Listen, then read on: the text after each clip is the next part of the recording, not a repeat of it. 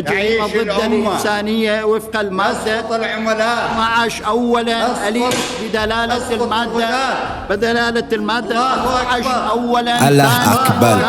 Imana niyo nkuru. Arongera bisubiramo asakuza cyane ati Allah Akbar. Abivuga inshuro nyinshi mu gihe umucamanza arimo asoma umwanzuro wa nyuma w'urukiko rwari rwamaze kwemeza nta kwisubira ko Saddam Hussein al-Majid wahoze ari perezida wa Iraq kuva mu 1979 kugeza mu mwaka wo muri 2003 ko akatiwe igihano cy'urupfu ku bw'ibyaha yashinjwaga birimo ubwicanyi ndengakamere, aho hari ku itariki 30 z'ukwezi kwa 12 mu 2006 mu birindiro by'ingabo za Leta Zunze Ubumwe za Amerika biherereye Baghdad ho muri Iraq.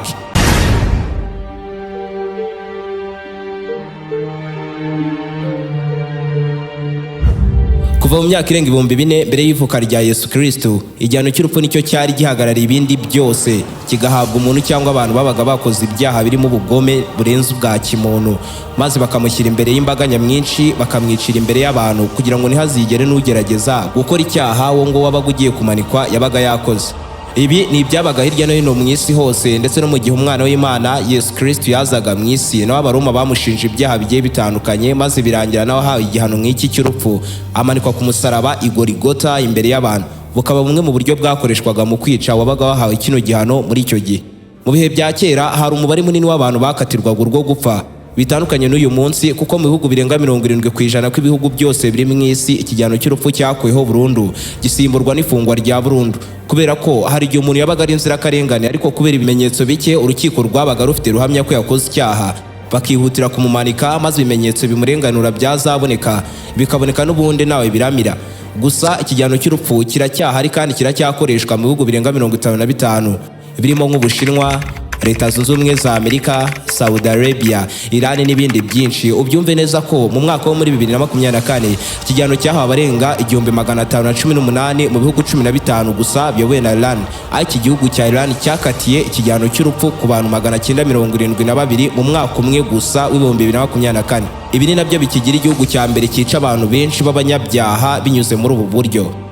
Wakwibaza ese ni ikihe cyaha umuntu ashobora kuba yakora maze urukiko rukamukatira urwo gupfa? Ese ubundi iyo bagukatiye igihano cy'urupfu hakurikiraho iki? Ukatiwe yicwa gute, mu buhe buryo? Muri iki kiganiro turatemberana mu bihugu bigiye bitandukanye bigikatira abanyabyaha urwo gupfa, turebere hamwe uburyo bugiye butandukanye bagenda bicwamo, kugeza no kubicwa binyuze mu migenzo y'umwijima, abandi bakicwa mu buryo burimo uburibwe ndengakamere. Mu gusobanukirwa ibyo byose, niba ari ubwa mbere uri wisanze kuri umuyoboro mugari w'ibyegeranyo mu Rwanda, icyo usabwa ni ugukanda subscribe, ugafungura inzogera kugira ngo ukomeze gutungurwa no gusobanukirwa na byinshi cyane bimeze nk'ibicanganye kuri iyi si nzima dutuye.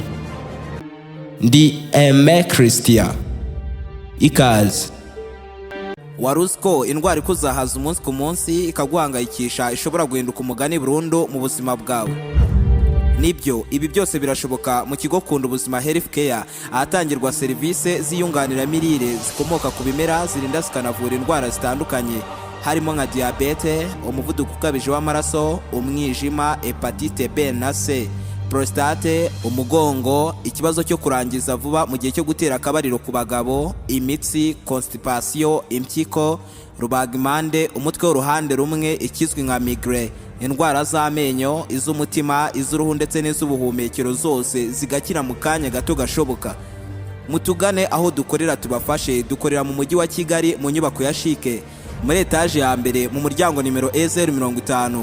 Ukaba uzarangwa n'ibyapa byacu byiganjemo ibara ry'icyatsi, ndetse ku bindi bisobanuro ushobora kuba duhamagara cyangwa se ukatwandikira kuri nimero yacu ariyo 07 85 68 66 82. Mu kigo KUNDUBUZIMA Health, kubungabunga amagara yawe ni inshingano zacu.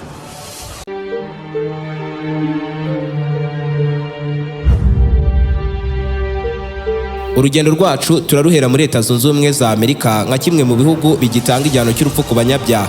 Gusa ariko igitangaje no ko iki gihugu kitaza mu 10 bya mbere byica abanyabyaha benshi buri mwaka, kuko uru rutonde ruyobowe n'Ubushinwa bwica abanyabyaha muri ubu buryo barenga 1000 mu mwaka umwe gusa, ndetse ku rutonde hariho n'ibihugu bya Afurika birimo nka Nigeria bibarwa ko itanga ikigihano cy'urupfu ku barenga 246 buri mwaka. Munsi gato hakaza Kenya yivugana abanyabyaha 131 mu mwaka umwe gusa binyuze muri ubu buryo.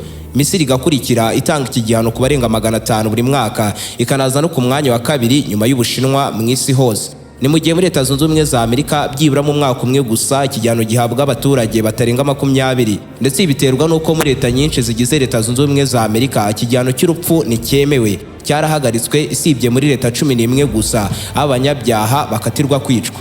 Iki gihano rero gihabwa uhamwa n'ibyaha birimo nk'ubwicanyi ndengakamere, biganjemo bamwe baba bameze nk'abasazi bashimishwa no kwica bazwi nk'aba serial killers, kigahabwa wagambaniye igihugu, umutasi ndetse na bamwe mu bakora ibyaha biremereye by'ubucuruzi bw'abana bato b'abakobwa.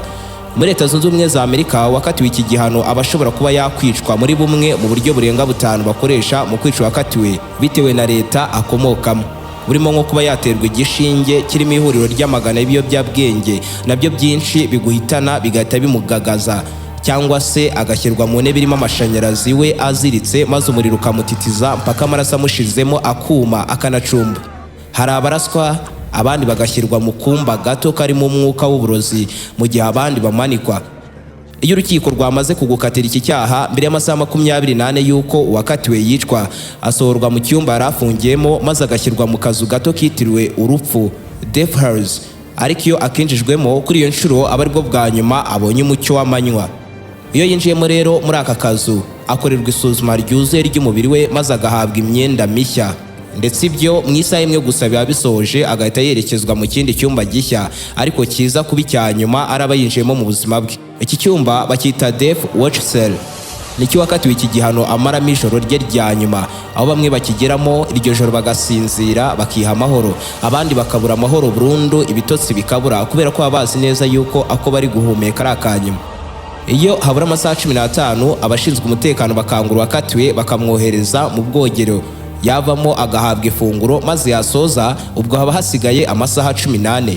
Igikurikiraho ni ukureba bwa nyuma, akanavugana bwa nyuma n'abagize umuryango we uba waje kumusezera ndetse n'inshuti ze ziba zaje gusezera umusangirangendo, bakamarana iminota itarenze 45. Ubyumve neza yuko iyo habura amasaha 12 nta muntu uba ucyemerewe kuba yamusura cyangwa kumusezera. Iyo habura amasaha 9 rero arongera agahabwa irindi funguro, yarisoza akaba yemewe guhura na padiri, pasiteri cyangwa imamu, akicuza ibyaha imbere y'Imana, agasaba imbabazi basi ngo izatagire n'ubutabera bwo mu isi azigirirwe n'Uwiteka wamuremye. Iyo habura amasaha 8 rero uwakatiwe iki gihano ahabwa amahirwe ya nyuma yo kubona izuba rirasa, maze akanahabwa isaha imwe yo kwandika ibaruwa ye ya nyuma asezera inshuti n'umuryango we. Iyo ibyo birangiye haba habura amasaha 6 maze akongera agahabwa irindi funguro ariko nategeka icyaza kugaburirwa. Iri funguro aba yagenewe niriba rirengeje amadolari 30, aya akaba arenga ibihumbi 40 mu mafaranga ya Beneri. Iyo wakatiwe rero ari buze kwicwa yicaye mu ntebe y'amashanyarazi, muri ayo masaha arabanza kogoshwa umusatsi wose kugira ngo amashanyarazi nibaza kuyamukubita agere no mu bwonko byihuse cyane, maze akongera agasubizwa muri dushe rero akitunganya, yavayo bakamuha ifunguro rye rya nyuma iryo nakubwiye ry'amadolari 30. Iyo ari gufatira iryo funguro rero haba habura amasaha 3 ngo yicwe, ndetse muri uwo mwanya haba agomba kwicirwa indorerezi zigomba kumubona apfa zikanabisinyira ko yapfuye, zirimo abagize urukiko rwamukatiye ndetse n'abagize umuryango we baba bari kwinjira aho ibyo bigomba kubera. Iyo habura isaha imwe ngo yicwe, uwakatiwe yerekezwa mu cyumba cy'urupfu arinzwe bidasanzwe, maze akicazwa mu ntebe cyangwa ku buriri. Haba habura iminota 12 maze akerekezwa mu cyumba aho agomba gupfira, hakaba ibirahure ku buryo abagize urukiko n'umuryango we bamubona apfa bari hanze y'icyo cyumba binyuze muri icyo kirahure, ariko ibyo birahure biba bikoze ku buryo ugiye kwicwa atamenya ko hari abandi bantu bari kumurebera hanze. Iyo habura iminota 10 ahabwa amahirwe yo kuvuga ijambo rye rya nyuma, hashira iminota 5 agahabwa isura rye rya nyuma, ariko kuri iyi nshuro asurwa na pasiteri, padiri cyangwa imamu akamusengera mu gihe abishaka, maze byasozwa akicwa ku mugaragaro imbere y'abantu ariko bake.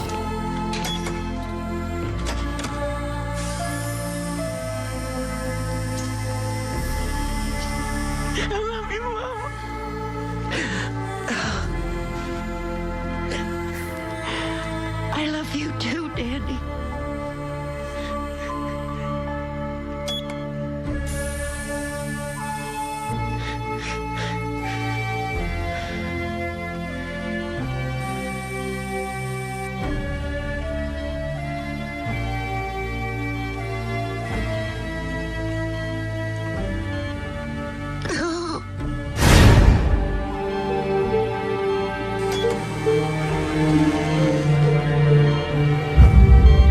Kugeza ubu bibarwa ko Leta Zunze Ubumwe za Amerika zimaze kuba zakwica abarenga 2500 muri ubu buryo, gusa hari igihe bizamo impinduka bitewe n'impamvu zigiye zitandukanye kubera leta ushinjwa akomokamo. Hari nk'igihe Leta Zunze Ubumwe za Amerika zahaye igihano cy'urupfu umwana w'imyaka 14 witwaga George Stanley washinjwaga kwica abana bato b'abakobwa bari mu rungano rumwe. Ariko icyo gihe ubwo yashyirwaga mu ntebe y'amashanyarazi byasabye ko babanzaho Bibiliya kugira ngo ayicareho akwire mu ntebe yose, maze umuriro uze gukubita mu mutwe mu buryo bworoshye cyane. Ibyo ni ibibera muri Leta Zunze Ubumwe za Amerika, nubwo ushobora kumva bisa nk'ubugome, ariko ibyo biroroheje cyane ugereranyije n'ibibera muri Saudi Arabia, kuko Saudi Arabia yica abanyabyaha byibura 145 mu mwaka umwe gusa binyuze muri ubu buryo. Gusa ho bisa nk'ibyoroshye gukatirwa urwo gupfa, kuko ho niyo bagufashe uri umujura bamwe bamena inzugi n'ibikuta bagasahura amazu babakatira urwo gupfa. Umutasi cyangwa ugambaniye igihugu nawe yafashwe akatirwa kino gihano. Ndetse muri Saudi Arabia ko uri umuyisilamu ugafatwa ucinyuma umugore cyangwa umugabo wawe, cyangwa ugakundana n'uwo muhuje igitsina, ufashwe ahabwa iki gihano. Ndetse abahamwa n'ibyo byaha bakatirwa urwo gupfa muri Saudi Arabia bicwa mu buryo butatu bugiye butandukanye, burimo kuraswa imbere ya rubanda, hakabamo guterwa amabuye aho uwashinjwe n'icyo cyaha bamuta mu mwobo bamuziritse maze bakajya bamurundaho inosho mu mutwe bivanze n'umucanga, ubwo kandi bakakwica bahita banagushyingura icyarimwe. Uburyo bwa nyuma ni ukukwica baguciye igihanga hakoreshejwe inkota nini kandi ityaye, ibyo bikabera imbere y'abantu ngo bakunde bagire ubwoba ntihazagire ugerageza gukora icyaha nk'icyo wakoze. Kuwakatiwe bitandukanye no muri Leta Zunze Ubumwe za Amerika, ho ahita yicwa byihuse, gusa mu gihe isaha ye yo kwicwa itaragera aba ari muri gereza yitwa Al-Heri Prison, aho abagomba kwicwa binyuze muri ubu buryo bashyirwa mu twumba duto cyane twihariye dusa nk'uturi mu kato tumeze nk'ikuzimu byuzuye. Ariko ntabwo guhamagarana n'inshuti cyangwa umuryango biba byemewe na gato, ndetse uwakatiwe abagomba kwicwa muri uwo mwaka yaherewemo icyo gihano. Ubuyapani nacyo ni kimwe muri bya bihugu 55 bikigira igihano cy'urupfu, ariko abakatirwa iki gihano baba ari bake cyane kuko badakunze kuba barenze 5 mu mwaka umwe gusa. Iki gihano mu Buyapani gihabwa abakoze ibyaha bitatu birimo ubwicanyi ndengakamere, ubugambanyi n'ibyaha byose bigamije kurwanya leta. Mu bindi bihugu bikoresha iki gihano ubusanga uwakatiwe kwicwa aba ari buze kubimenyeshwa mbere y'igihe yuko azicwa, bitandukanye no mu Buyapani kuko imfungwa imenyeshwa ko iri bwicwe habura isaha imwe cyangwa 2 gusa ngo ibyo ngibyo bibe. Bivuze ko hafi ya bose mu mfungwa z'ibyaha biremereye muri iki gihugu babaho umunsi ku munsi bawufata nk'uwa nyuma, kuko babazi ko isaha n'isaha babatungura bakabica. Ndetse aho bibera bibi umuryango wawe ubimenyeshwa ari uko barangije kugukatira iki gihano, rimwe na rimwe bakabimenyeshwa ari uko barangije no kukwica kugira ngo badateza akaduruvayi. Muri gereza zo mu Buyapani abazibamo bafatwa nk'imfungwa za mbere mu isi ziba ku murongo, kuko bategekwa uko bicara mu byumba byabo mu buryo busa, ndetse bakagenda bagendeye ku murongo bareba hasi ku butaka nakubura umutwe nka ya matungo. Niba bemerewe kuvuga kereka mu gihe bavugishije ushinzwe umutekano, ukongeraho yuko banakora amasaha 13 ku munsi. Nk'uko nahoze mbikubwira, Ubushinwa butanga igihano cy'urupfu ku banyabyaha barenga 1000 buri mwaka, bikigira igihugu cya mbere mu gusiba ubuzima bw'abanyabyaha benshi binyuze muri ubu buryo. Ndetse kugira ngo umunyabyaha akatirwe urwo gupfa mu Bushinwa, ubwo bafatanwe fraude, yarateze igiturika cyahitanye abantu, kugambanira igihugu, yarariye ka ruswa, yarashimuse indege, yaritandukanyije n'abandi, cyangwa se yaragiye mu mutwe w'inyeshyamba urwanya leta, gushimuta amato, ubutasi, gutoroka igisirikare, guhungabanya umutekano w'abanyagihugu n'ibindi byaha byinshi. Yaba uri umukire cyangwa umukene, imbaraga zose waba ufite ukatirwa urwo gupfa muri iki gihugu cy'Ubushinwa. Nko mu 2022 Ubushinwa bwakatiwe urwo gupfa uwahoze ari minisitiri w'ubutabera Fu Zhengyu azira kurya ruswa ya miliyoni 17 z'amadolari Leta Zunze Ubumwe za Amerika. Ndetse no mu 2014 umukire wari ukomeye cyane mu Bushinwa wari utunze miliyari ze Bwana Liehun nawe yakatiwe urwo gupfa avanwa mu nzira mu mwaka wakurikiye wo mu 2015. Bo iyo wakatiwe urwo gupfa uba waraswa cyangwa se ugaterwa igishinge kiba gipakiye ibiyobyabwenge birenze urugero kandi byinshi byita kiguhitana byihuse. Iyo wakatiwe rero ategerejwe urupfu rwe, abashyizwe muri gereza mbi cyane kuruta izindi mu Bushinwa, maze akamara iminsi ye yose yanyuma.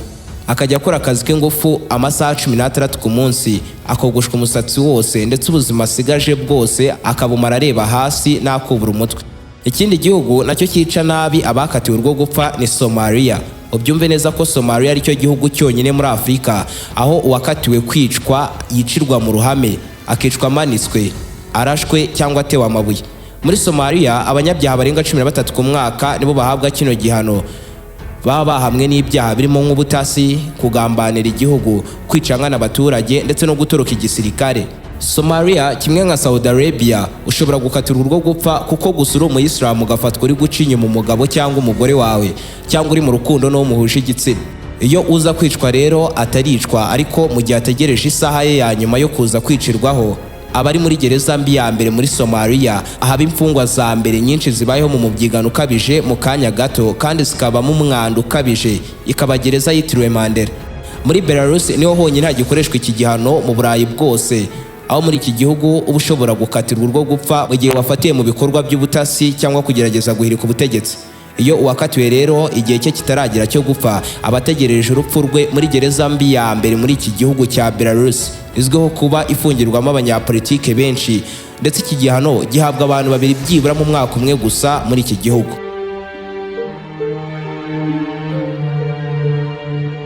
Ubuhinde nabwo kugeza ubu buracyakatira abanyabyaha baba igihano cy'urupfu, cyane cyane mu byaha birimo nk'ubutasi, ubwicanyi ndengakamere, ubucuruzi bw'ibiyobyabwenge, ubushimusi bw'indege cyangwa gushimuta umuntu, kugambanira igihugu ndetse no gutoroka igisirikare. Mu 2023 Ubuhinde bwakatiye iki gihano abarenga 120 bose baricwa, bicwa bamanitse, abandi bararaswa. Aba bose mbere yuko bicwa nabo n'ubundi babanje gufungirwa muri gereza mbi zisanzwe zifatwa nk'izibamo mu byigano ukabije, kuko bibarwa ko Ubuhinde bufite imfungwa zirenga miliyoni 25 kandi gereza zaho zikaba ari nke. Akenshi rero ubusanga zirimo umwanda n'umwijima ku buryo uvamo umeze nk'uvuye mu cyumba cyo mu kuzimu.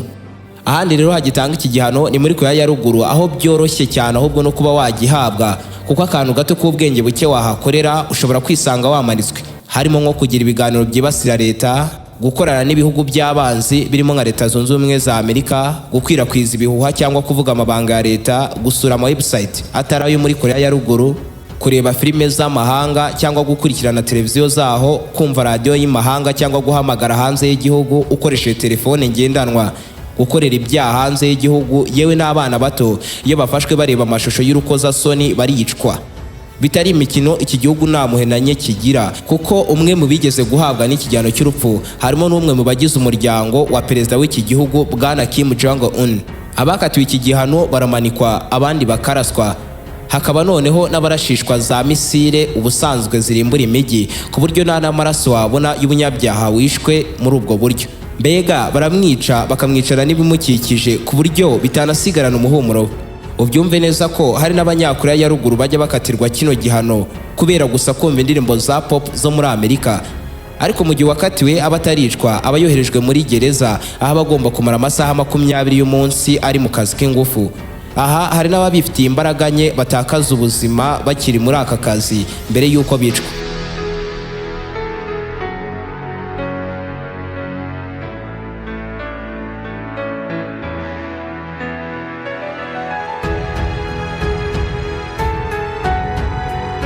Ese wowe ni icyo utekereza ku gihano cy'urupfu?